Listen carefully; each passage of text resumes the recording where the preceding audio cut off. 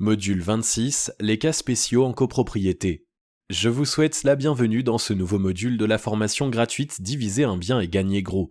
Je vous invite à vous abonner pour être tenu au courant de la sortie des nouveaux modules et si vous avez une question, n'hésitez pas à la mettre dans les commentaires. Notez bien que pour chaque module, il y a également une version écrite, elle est juste en dessous dans la description. Introduction. Dans ce module, nous verrons en détail les différents points qui peuvent vous obliger à toucher aux parties communes de votre immeuble pour votre division. Le mieux est de ne pas toucher aux communs, mais cela n'est pas toujours possible. Je vous expliquerai notamment toute la procédure pour y inclure une demande à l'ordre du jour de l'AG. Enfin, nous verrons les différents risques encourus si l'on ne demande pas l'autorisation avant de faire des travaux. La porte palière. Dans des vieux immeubles des années début 1900, il n'est pas rare de voir des portes condamnées à chaque étage. Par exemple, sur un étage qui a actuellement 2 appartements de 100 mètres carrés, il y en avait peut-être 3 ou 4 à la création de l'immeuble. Les propriétaires ont agrandi leurs appartements et condamné des portes.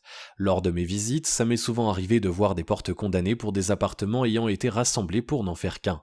Dans ces cas-là, si la porte condamnée est placée de telle sorte qu'elle peut s'utiliser comme l'entrée d'un nouvel appartement à diviser, ce serait intéressant pour vous car il n'y aurait pas de sas à créer, donc pas de perte de mètres carrés ni de troisième lot à créer. De plus, généralement, il est très compliqué de toucher à un mur de commun pour y créer une porte car ce sont des murs porteurs, surtout dans les vieux immeubles, donc le fait que l'entrée soit déjà là, c'est un avantage. En revanche, il y a aussi l'inconvénient de l'accord de la copro pour mettre une porte palière à la place de la condamnation de cette porte, ce sera soumis au vote lors de l'AG. Normalement, ça devrait être accepté facilement, par contre, il faudra trouver ou faire sur mesure une porte identique aux autres portes des communs. Ça aura un coût non négligeable, mais pensez également au mètre carré que vous gagnerez sur le sas que vous n'aurez pas à créer. La colonne électrique.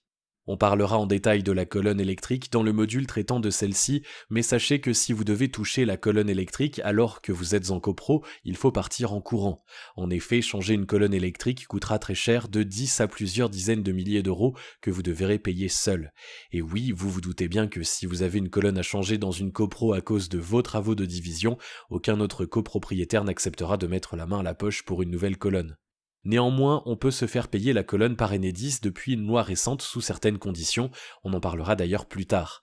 Même si on peut se faire rembourser cette colonne, sachez que ça entraînera de très gros travaux dans votre copropriété et plusieurs mois de procédure. Donc, il y a très peu de chances que la copro accepte le changement de la colonne électrique juste parce que vous souhaitez faire une division, surtout vu la complexité de la procédure. Surtout, il faut penser que le temps de l'installation de la nouvelle colonne, les copropriétaires n'auront pas d'électricité, ce qui sera rédhibitoire pour tout le monde. Lorsqu'on est en copro, on ne change pas une colonne électrique. La platine de rue.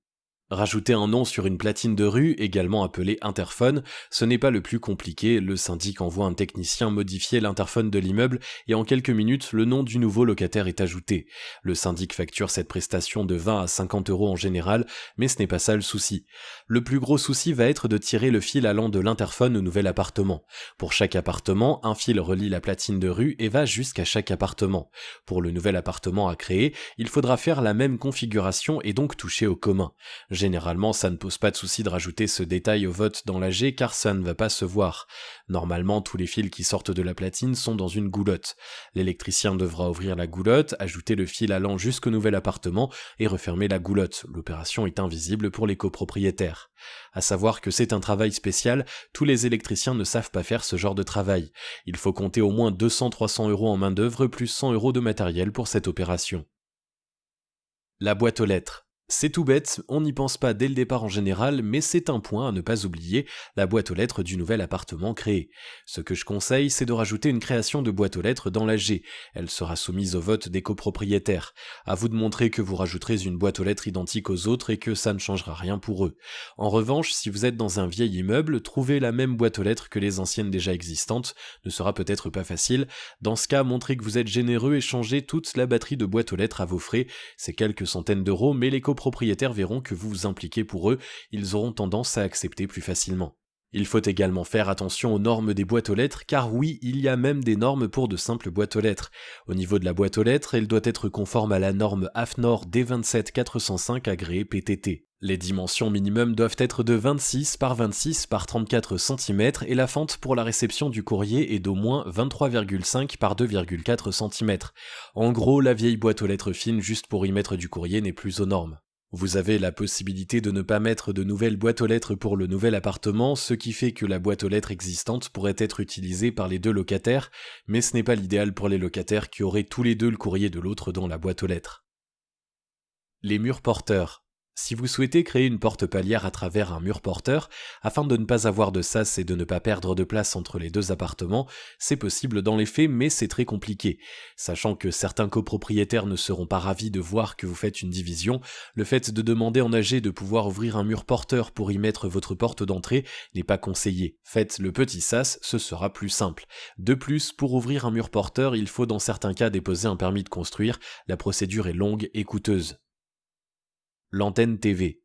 L'antenne TV, surtout dans les vieux immeubles, peut ne pas avoir assez de puissance pour un nouvel appartement ou peut tout simplement être obsolète.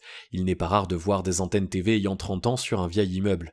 Le changement de l'antenne TV avec son récepteur ne changera rien pour les locataires en soi, mais il faudra passer en AG pour l'acceptation du changement de ces deux produits. Ça ne devrait pas poser de problème si c'est vous qui prenez en charge ce changement, surtout que vous remettez à neuf l'antenne.